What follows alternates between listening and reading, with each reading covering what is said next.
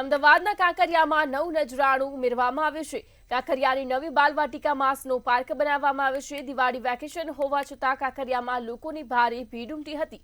બાલવાટિકામાં દરેક રાઇડ માટે અલગ ફી રાખવામાં આવી છે, જેમાં સ્નો પાર્કની ફી 450 રાખવામાં આવી છે।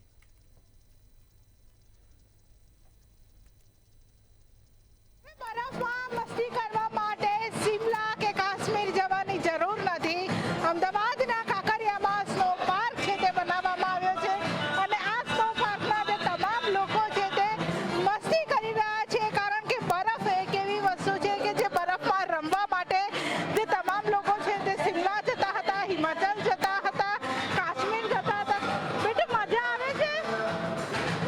એ તમામ જે લોકો છે તે અહીંયા જે મજા કરી રહ્યા છે, બરફની સાથે મસ્તી કરી રહ્યા છે, બરફની સાથે રમી રહ્યા છે, કારણ કે બરફ એ દરેકને પ્રિય હોય છે।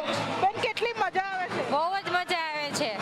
અમદાવાદમાં બરફ સાથે રમવું કેટલું બહુ સરસ લાગે છે। પહેલા કાશ્મીર જવું પડતું હતું, હિમાચલ જવું પડતું હતું, હવે અહીંયા જ છે હવે સ્નોફોલ।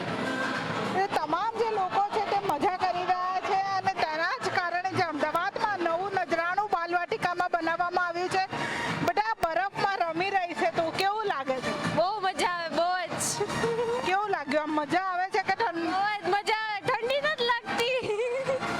એટલે તમામ લોકો છે તે દૂર દૂરથી અહીંયા આવ્યા છે, પોતાના બાળકો સાથે અહીંયા આવ્યા છે। બેન કેટલી મજા આવે છે? અરે બહુ મજા આવે, ફન એન્ડ ફન ઓનલી।